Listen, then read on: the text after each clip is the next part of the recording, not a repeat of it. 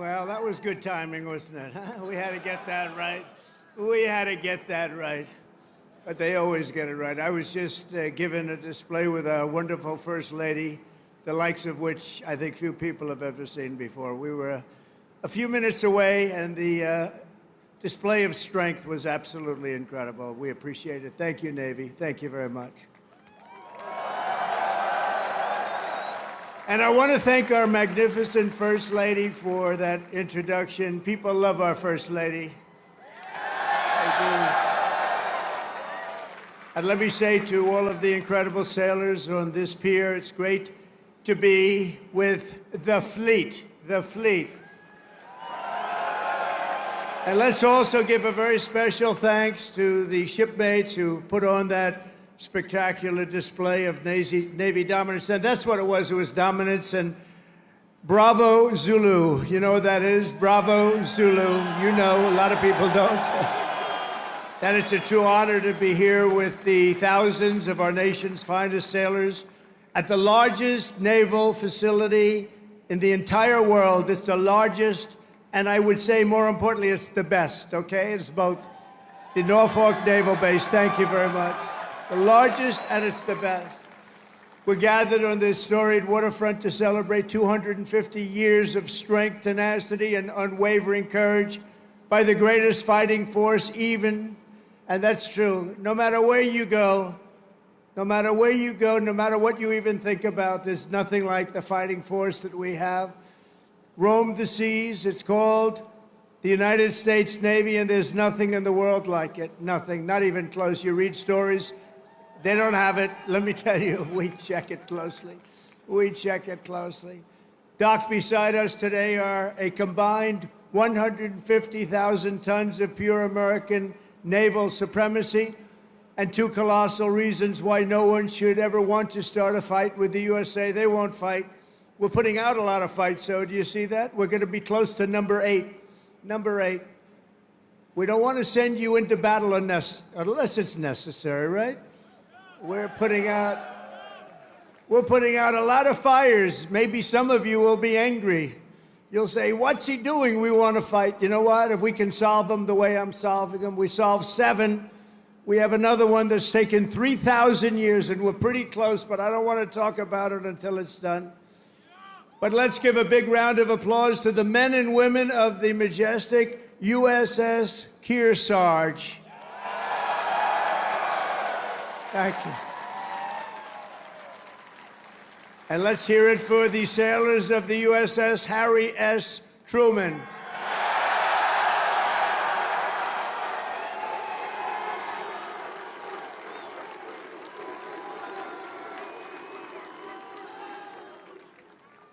Those who call this carrier home live by a motto that captures the spirit of America's Navy. It's very simple. The words, give them hell, and we do give them hell. For 2.5 centuries, that is what every generation of American sailors have done. You've conquered raging oceans and braved ferocious storms to vanquish America's enemies on the high seas and distant shores. You've beaten mighty warships into twisted wrecks of steel. You've splintered vast armadas and sent the mangled pride of empire sinking into oblivion. You've surged the waters thick and danger, blood, brine, and through it all, the United States Navy has kept the stars and stripes soaring high and proud above those big, magnificent waves. You love doing it, too. There's not a thing in the world that you'd rather do, is there? Is there? No. I like your life better than mine, I have to be honest with you. Sailing on those beautiful waters all the time, you're so lucky. Because the American sailor never quits, never fails, and never, ever lets us down. They've never let us down. Thank you. Thank you. And we're honored to be joined today by service members representing every part of this great naval tradition. Our incredible surface warriors are the reason America's enemies tremble at the sight of a Navy ship haze gray or underway. The instant U.S. carrier, cruiser, or destroyer breaks across the horizon, Every tyrant and adversary on the planet knows their choice is very simple. It's leave America in peace or be blown up in fire and fury never seen before.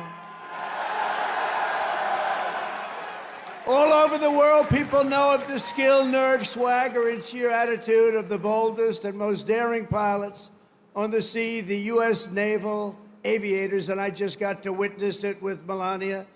They land screaming jets on pitching decks in the dark of night with no room for error. There's no room for error. The greatest pilots in the world.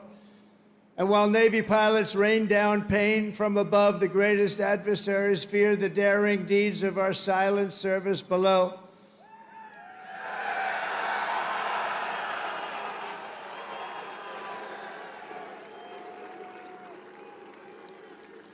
They prowl and strike from crushing depths, unseen, undetected, and unstoppable.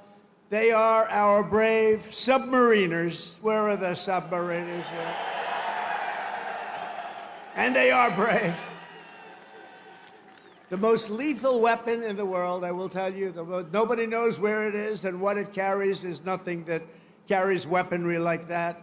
And we're 25 years ahead of any other country when it comes to submarines. Nobody's even close. Nobody can match us. No roll call of Navy warriors would be complete without recognizing some of the fiercest and most elite commandos in the history of war. They are the toughest, and there's nobody tougher. There's just nobody. That's what they tell me. There's nobody tougher. Called the Navy SEALs. What do you think about the Navy SEALs? Where are the Navy SEALs? We're not going to mess with the Navy SEALs. They are great. Thank you very much. Incredible people. And of course, our enemies have learned to dread that special cast of warriors who have charged forward almost everywhere America has seized a stronghold or stormed a beachhead.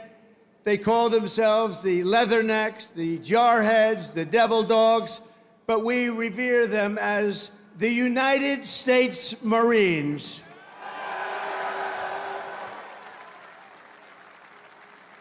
Incredible people. Incredible people.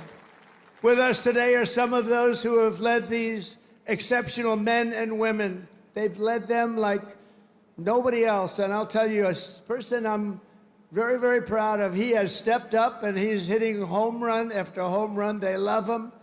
I want to introduce again a man who's just exceptional. I'm so happy with this choice.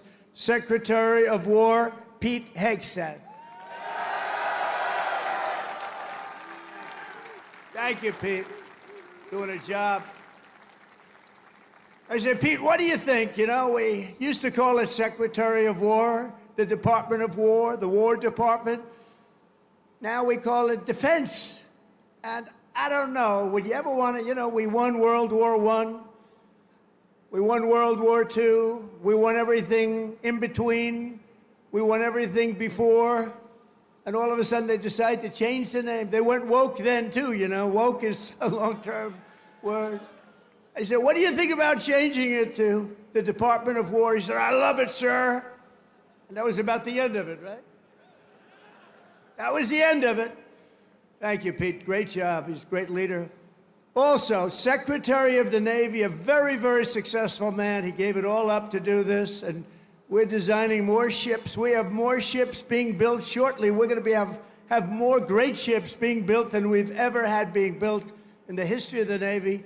John Phelan. John, thank you. Great job, John. He made a lot of money in the private sector, and I said, you want to do this, John? We need a lot of ships, and we need them fast. And he said, I want to do it. He gave up a lot, gave up everything to do this. But he's loving it, and he's doing a fantastic job. Chief of Naval Operations, Admiral Darrell Caudle. Admiral, thank you. Great job. Rear Admiral Gavin Duff.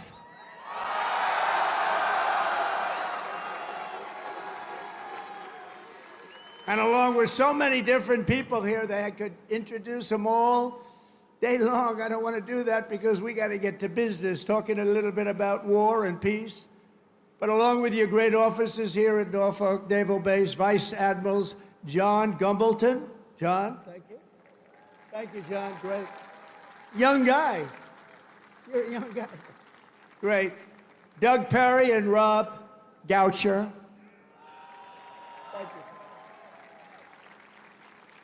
And a very special thanks to a man who just got a 93% approval. He runs the Veterans Everything, I call it. He's Veterans Everything. The VA Secretary Doug Collins. He's doing great. Thank you, Doug. Doing a great job. Ambassador Monica Crowley. Monica, thank you very much. A man that everybody loves. He was my doctor in the White House, and I got to know him very well. He was also the doctor for Barack Hussein Obama. Have you heard of him? And he was the doctor for a man named Bush. And at a press conference, they asked him, who's in the best shape? Who's the healthiest? Who's the strongest? Who's the best physical specimen of the three? He said, that's easy. President Donald Trump. And I said, I love this guy. I said, I love him. Ronnie Jackson, he's now a congressman, as you know. So he was an admiral. He was the chief doctor. He was the whole boss of doctors. And now he's a very, very successful congressman from Texas. Thank you, Ronnie, very much. And I appreciate those words. I'll never forget them. Jen Kiggins. Jen, thank you. John McGuire. Rob Whitman. Dan Crenshaw, Derek Van Orden. These are unbelievable, talented people that are with me, and they fight. Thank you very much, fellas. Thank you. Thank you very much, darling. These are great Congress. I say Congress warriors. That's what you have to be today to be in Congress if you're going to make it. I also want to recognize all of the newly pinned chief petty officers. You got a lot of them here today. I had to approve it. Who recently earned their anchors and now bear their venerable title, Navy Chief. Navy Chief. Thank you, Navy Chiefs. Let's also express the gratitude of our entire nation to every Navy veteran who has come out to honor this big anniversary. We see so many veterans. I saw backstage, I was shaking hands with veterans all over the place. And they are great. And they're respected and they're loved. Thank you very much. Stand up if you'd like. Thank you very much.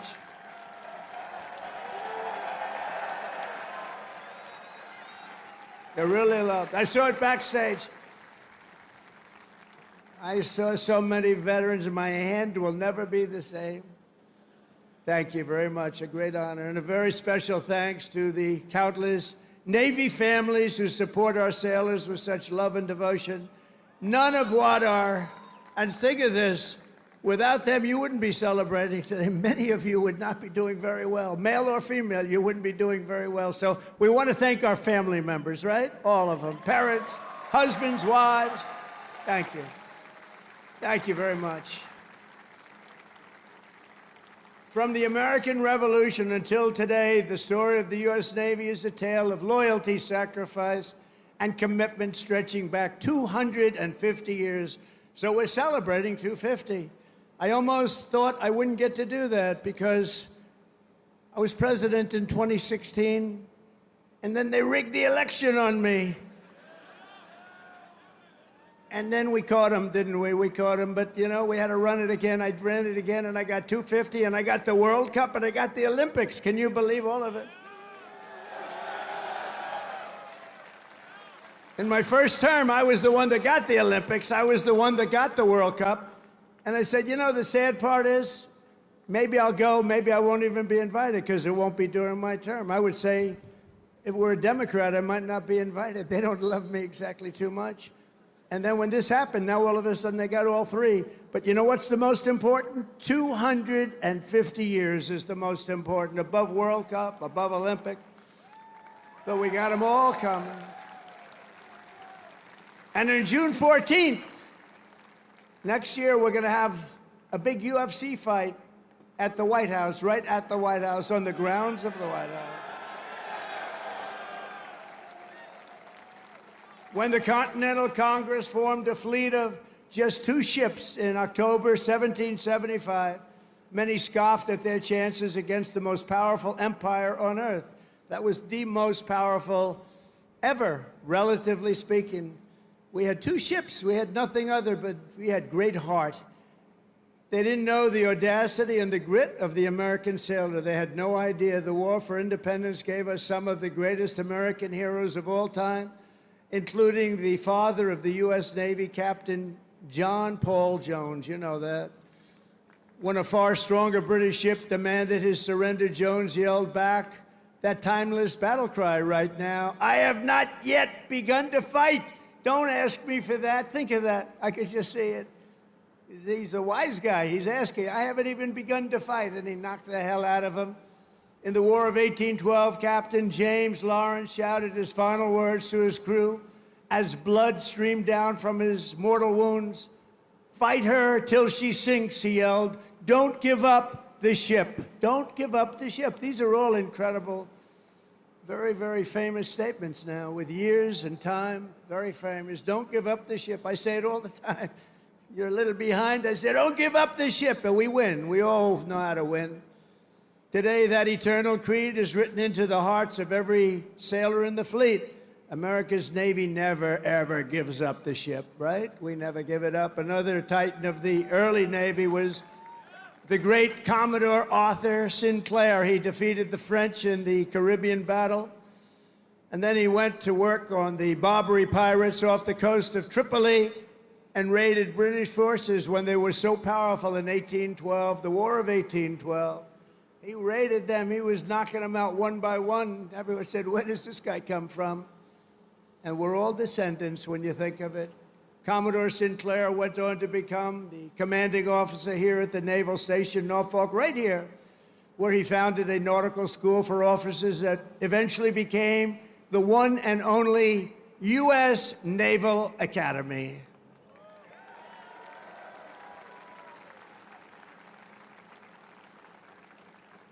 And I'm going to be at your Army-Navy game this year. Who am I going to root for, huh? You may be surprised. It's going to be great. We're going to be here. Generations of the Commodore's descendants have forged their own towering legacies of service in the Navy, and we're joined today by his 5th great-grandson, Commander Link Mustin. Where is Mustin? Commander Mustin, where are you? He's here. Wow, look at this handsome guy. That's good genetics, right? He's got good genes. Thank you very much. Commander, thank you for continuing a family tradition that has endured for 2.5 centuries. Can you believe that, huh? I wonder if they were as good looking as you. I doubt it. You just got better with age, right? Congratulations. Is that young man your boy? Wow. He beat you. They beat you. That's what we want to see. Over the generations, our Navy sailors raised Old Glory above the streets of Veracruz, sent the Spanish fleet to its watery grave in Manila Bay, and buried the vicious German wolfpacks at the bottom of the sea. Those were vicious, vicious wolfpacks. They were brutal. They were hitting us hard, and then we came up with the answer, didn't we? We came up with the way to knock them out, and we were knocking them out so fast they didn't know what to do. It was really the end once we discovered the secret through some brilliant minds. A lot of them are descendants of the people here right now. In every era of conflict, the Navy has never failed to hunt, kill, and to win. Never failed. Never failed. In World War II, Admiral Bull Halsey's motto, hit hard, hit fast, hit often, and that is exactly what the sailors do.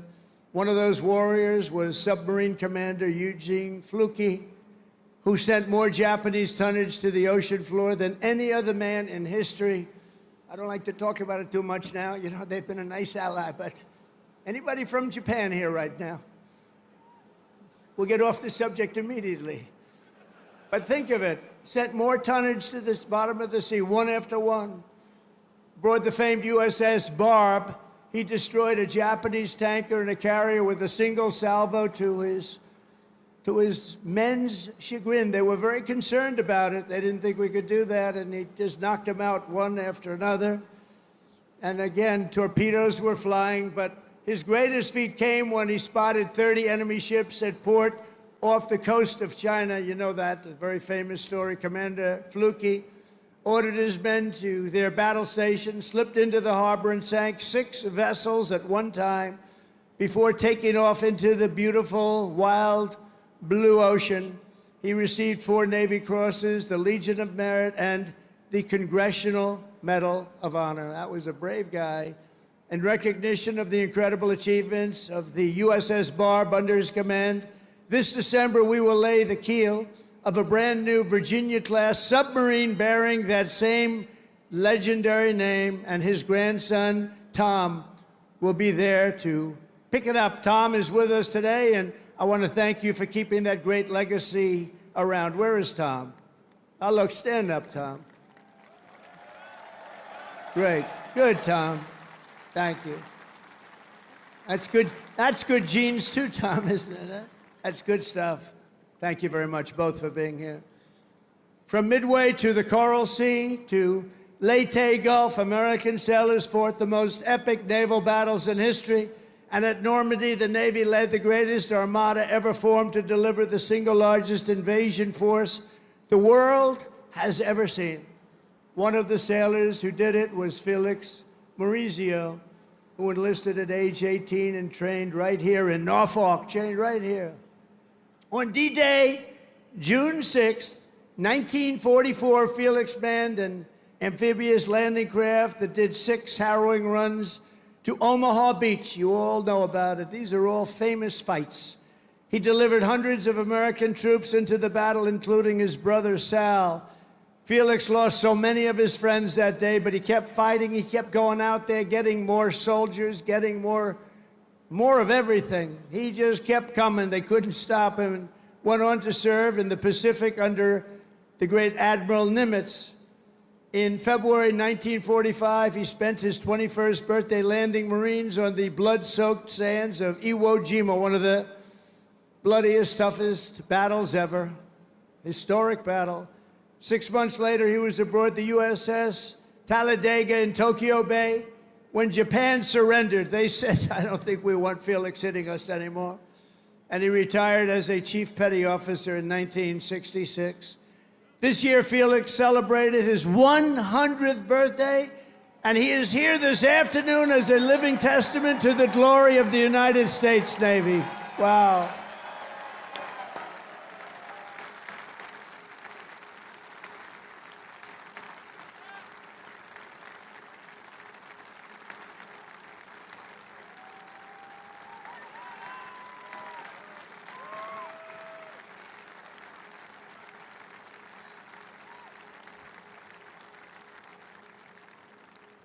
That's great. He looks good. Felix, you look better than I do. I'm not happy about this, Felix. No, they don't want to mess around with him. And Felix, we salute you. Thank you very much. Incredible. 100 years.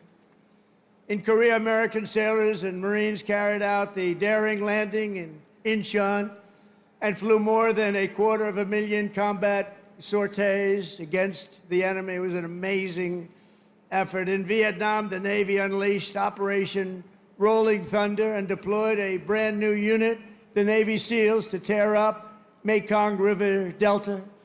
Problem with Vietnam, we stopped fighting to win. We would have won easy. We would have won Afghanistan easy. Would have won every war easy. But we got politically correct. Let's take it easy.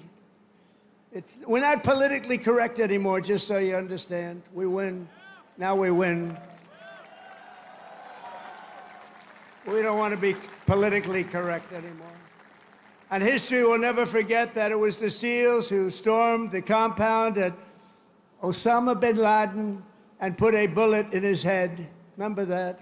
And please remember, I wrote about Osama bin Laden exactly 1 year ago, 1 year before he blew up the World Trade Center. And I said, you got to watch Osama bin Laden. And the fake news would never let me get away with that statement unless it was true. But I said 1 year before to Pete Hegseth, I said 1 year before, where's Pete? In the book, I wrote, whatever the hell the title, I can't tell you. But I can tell you there's a page in there devoted to the fact that I saw somebody named Osama bin Laden, and I didn't like it, and you got to take care of him. They didn't do it. A year later, he blew up the World Trade Center, so got to take a little credit because nobody else is going to give it to me. You know the old story? They don't give you credit, just take it yourself. And it was the U.S. Navy that dumped his wretched corpse off the decks of the Carl Vinson to sink into the dark abyss. The Navy's central role in the defense of our liberty continues to this day. Just a few months ago, the Ohio-class guided missile submarine played an indispensable part in one of the most spectacular military feats the world has ever seen, the obliteration of Iran's nuclear sites in Operation Midnight Hammer. How did that work out? Pretty good, right?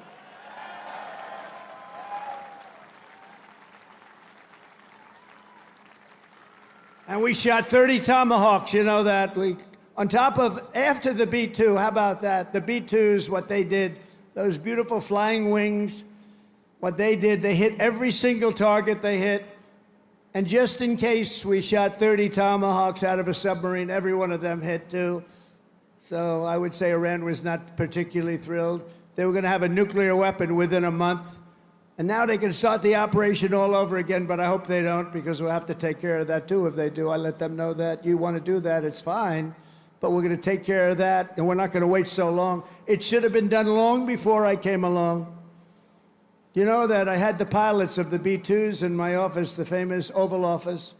I had them in the B-2s. They came in to the White House, and we talked about it. They said, you know, sir, for 22 years, our predecessors and us trained for that hit. For 22 years, they were training to take out the nuclear potential of Iran. He said, but it was only when you came along that we did it. And they were so happy that they did it. But they've been training for that hit for 22 years, but no president wanted to do it. They would have had a nuclear weapon within a month, probably within a month or shortly thereafter. And speaking to them would have been much more difficult. In recent weeks, the Navy has supported our mission to blow the cartel terrorists the hell out of the water. You see that?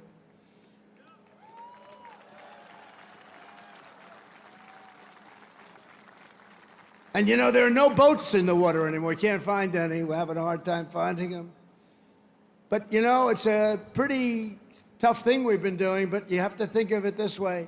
Every one of those boats is responsible for the death of 25,000 American people and the destruction of families. So when you think of it that way, what we're doing is actually an act of kindness. But we did another one last night. Now we just can't find any. You know, it's the old story. We're so good at it that there are no boats. In fact, even fishing boats, nobody wants to go into the water anymore. Sorry to tell you that. But it's, we're stopping drugs coming into America, if that's okay. We're stopping drugs at a level that nobody's ever seen before.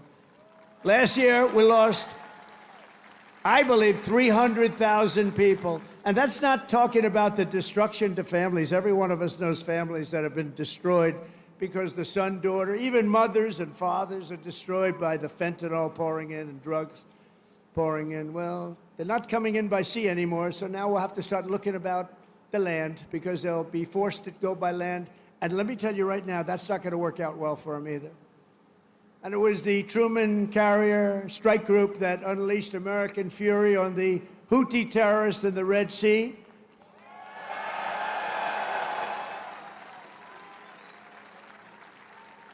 And as you know, they settled. But they settled because they made the statement to us, we've never been hit like that ever before. And earlier this year, conducted the single largest airstrike from an American carrier in history. That was the largest ever. I want to express my personal thanks to every single sailor who contributed to these phenomenal victories. We only know victory. We're only going to know victory. We don't want to know the other word. We want to know victory. We're going to have great victories in the years to come. Well, at least for almost 3.5 years, we're going to have great victories. I want to thank a group of women from North Carolina. Look at these great. Will you stand up, please? These beautiful women have followed me. This is number 151. You could call a rally. This is sort of a rally. Let's face it, this is a rally. This is a speech of love. We all love our country. But that group is from North Carolina. They're up to about 151 visits. They have a whole group of them. I never see their husbands. I don't know what's going on with their husbands. I assume, do they still love you, the husbands? Yes, good. but I want to thank you. 151, they've been following me since 2016, and you look even better now than you did then. But I want to thank you very much. It's a really group. They love our country. They like Trump, but you know what they really do? They love our country. And we have the right policy, right? We have policy. We don't want crime. We don't want men playing in women's sports. We don't want transgender for everybody. We don't want to have open borders where millions of people come into our country from jails, from prisons, from mental institutions and insane asylums, drug dealers, murderers. 11,788 murderers were allowed to come into our country. A lot of them are gone. And by the way, Washington, D.C. is a safe place right now. It went from one of the most dangerous cities in our country, can you believe that, to probably the safest, among the safest in our country. Nobody's being hit anymore. It's very safe, and I want to thank you. A lot of the people here have helped. A lot of the people in the audience are people that have straightened them out. It took 12 days, think of that. Now we're in Memphis. We're doing the same thing in Memphis, and we're going to Chicago. You know, we have a governor that thinks it's wonderful when 50 people in a short period of time were murdered in Chicago. Over 200 people were hit. And so we send in the National Guard. You know what? We send in what's ever necessary. People don't care. They don't want crime in their cities. And we're doing it, and we're doing it well. We're doing it like nobody's ever done it before. So I just want to tell you, you're very close to D.C. The restaurants are thriving. The restaurants were dying. They were closing one after another. Now they're thriving. They're opening up beautiful new restaurants. Washington, D.C. is safe. And I even went there and had dinner the other night. And I stood right smack in the middle of the street. Secret Service was thrilled. And I gave a news conference. It's a safe place now. Washington, D.C., it's always going to be. Our nation's capital is always going to be safe. We're never going to let that happen again, what happened there. One of the most beautiful places. We're doing a big beautification program. It'll take me very little, very short, but we're doing a beautification program to go along with the security and safety. We're getting rid of the graffiti, the potholes, the broken medians between roads. We're doing a real job, and you'd be proud of it. I think everybody here is proud of it, frankly. That's our nation's capital, and that has to be clean, beautiful, and safe. The U.S. Navy always stands for America. As your commander-in-chief, I will always stand for you. I promise you that. You know that. That's why you voted for me in numbers that nobody's ever seen before. And I want you to know that despite the current Democrat-induced shutdown, we will get our service members every last penny. Don't worry about it. Don't worry about it. You'll worry about it. Do not worry about it. It's all coming. It's coming. And even more because I'm supporting the across-the-board pay raises for every sailor and service member of the United States Armed Forces. But we have to take care of this little gnat that's on our shoulder called the Democrats. They want to give all of our money to illegal aliens that pour into the country. And, you know, I have a bigger heart than they do. But the problem is when you do that, they come in by the millions. Everybody wants that, so you can't do it. But I've also pledged the largest ever investment in our military's history. We're spending over $1 trillion. We've never had anything like that before. $1 trillion on our military, and that includes, along with your Secretary of the Navy and Pete Hegseth, we're going to be building lots of ships and doing a lot of things that you haven't seen happen for 35 years. We'll soon revitalize our once great shipyards with hundreds of billions of dollars in new investments and people coming from all around the world, and they're going to build ships in America. We want them built in America. And as I told our generals and admirals last Tuesday, we are getting wokeness the hell out of our military. It's gone. It's really gone. I don't know that it was ever really here. I think some of the top people had it. I knew a few of them that were they were major losers. But they were losers. Unlike our great general, the chairman of the Joint Chiefs of Staff, who may be here, Dan Raisin Cane. You know Raisin Cane? When I heard his name, I said, that's the guy I'm looking for. But he's been an amazing warrior, and you know he was the one headed up the attack on Iran. And everything he's touched has turned out great. He knocked out ISIS. So I was told it would take 4 to 5 years to beat ISIS. When he came on board, He did it in 4 weeks. We knocked him out in 4 weeks. 100% of the ISIS caliphate. Is Dan Kane here? He is, you know why? Because he's working. That's the one thing. We don't have to worry about him. But he is a fantastic man. That's the man I wanted right from the beginning. I said, if I ever do this again and if I could get lucky enough to win, because we have a base like nobody in history has had, I said, I'm going to pick Raising Cane as the chairman. And that's what we did, and he's been incredible. We will not be politically correct when it comes to defending American freedom. That's why we have renamed the Department of Defense at Department of War, as I said, and we have changed the name of the Gulf of Mexico to the Gulf of America. That was easy. That was an easy one. You know, for years I've looked at it, and I added it up, and I figured we have 92% of the frontage. I say, how come we call it the Gulf of Mexico? I mean, I wouldn't say that Mexico is thrilled with me, but what are you going to do? It's the Gulf of America, and I love it now. I was watching the other night a report, and they said very routinely, in the Gulf of America, this is the, you know, they just went on to talk about it. They didn't do it with a smirk or a smile. They didn't say, in the Gulf of America. No, it's called the Gulf of America now, and nobody's playing games with it. We got sued by the Associated Press, and they lost. In fact, the judge was so good, he said, he's calling it the Gulf of America. He's got all the approvals. You have to do that, too, to the very liberal Associated Press. They got thrown out of court. In fact, they're almost not allowed to cover me anymore because of that. It was a big hit. So I'm very proud of that. Under our leadership, the spirit of the American forces is soaring like it has never soared before. I think right now we have more spirit than we've ever had before. After years of recruiting shortages, we couldn't get guys or gals to become sailors.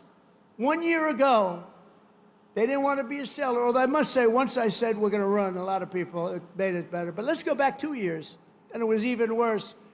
Because there was no hope. We had this horrible, horrible president who had no clue what the hell was happening. The chances of him walking down those stairs successfully were not good. And I have to be careful, because one day I'm going to probably fall. No, the North Carolina women said that will never happen to you. I always say, walk down the steps nice and slow. You ever notice I do nice? I don't have to bop down the stairs. Walk nice and slowly. But we have a waiting list. Think of this. We have a waiting list for people wanting to get into the United States Navy, the Army, Navy, Coast Guard, Marines, Space Force. Oh, we love Space Force. But think of it. We have a waiting list for every branch of government now. And that includes police and firemen. They didn't want to.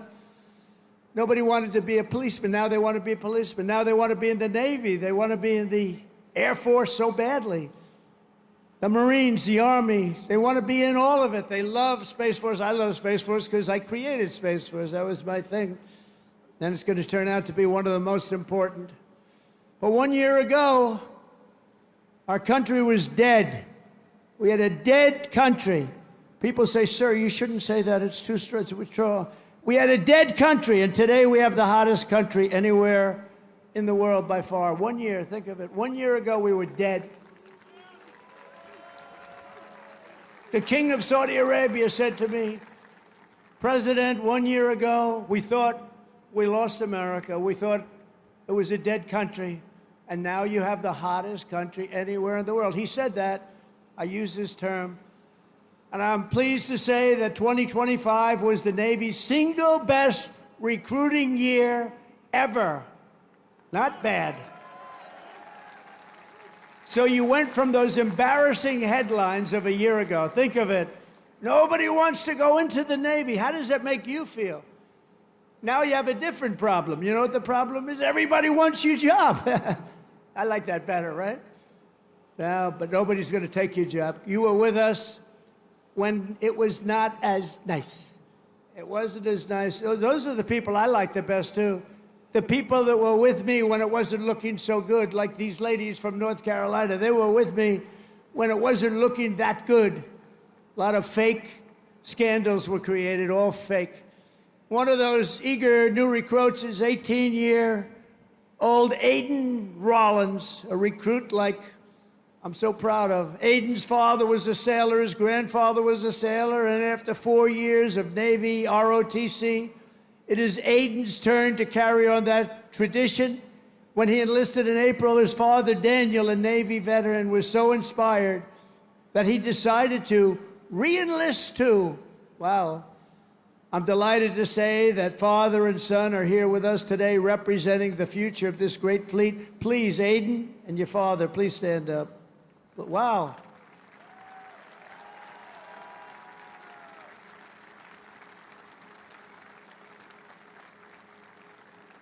Wow, that's a good-looking family, I tell you. Thank you both. That's a great story. Beautiful. Your father looks pretty young, Aiden. I mean, he's a young-looking guy.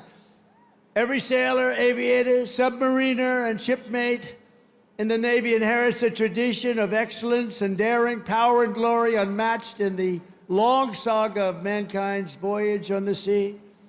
From that first ship, the schooner Hannah, to the awesome sight of a modern carrier battle group underway, the U.S. Navy has always been the iron will of a proud and mighty nation pushing forward through the currents and over those big, beautiful waves, through the spray of raging combat and the fog of naval war. America's sailors have proven time and again that our Navy does just the best job there is. Anything having to do with sailing the oceans, there's nobody to compete. We own the skies, we stalk the depths, and we rule the seas like nobody has ever ruled the seas. From Boston Harbor to Hampton Roads, from the Philippine Sea to the Red Sea, from the Guadalcanal to the vast, great Atlantic Ocean. Our sailors have seized triumph upon triumph. We don't know anything about defeat. We heaped honor upon honor and carved greatness and splendor into the pages of history. We only talk about the Navy and only use that word, splendor. We also say victory because that's the other. We have splendor and we have victory on gun decks and flight decks. In torpedo rooms and cockpits, they have poured out their blood, sweat, and tears and offered their very lives to defend this land between the seas. They have crossed icy canals, leapt from burning wreckage, plunged into frigid waters, soared into deadly skies, and slashed across the mine-infested bays to claim American victory and to defend the cause of liberty, to defend, quite frankly, the American flag. In every era and every part of this globe, our sailors have fought with courage in their hearts, patriotism in their souls, and salt water in their veins. You have that salt water? Don't let the doctors change it. Keep it, because there's nothing like it. There's no blood like it. And standing before all of you today, I know that whatever our nation is threatened and whenever they need help, whenever duty calls, American sailors will hoist our flag high and they will rally to Admiral Farragut's immortal battle cry, "Damn the torpedoes, full speed ahead, go, you son of a gun." With your help, we will fight, fight, fight. We will win, win, win. Because of you, our Navy and our country will always be proud and righteous and mighty and free. Congratulations once again on 250 years of total dominance. Sail fast, stay strong. Thank you. God bless our sailors, and God bless the United States of America. Thank you very much, everybody.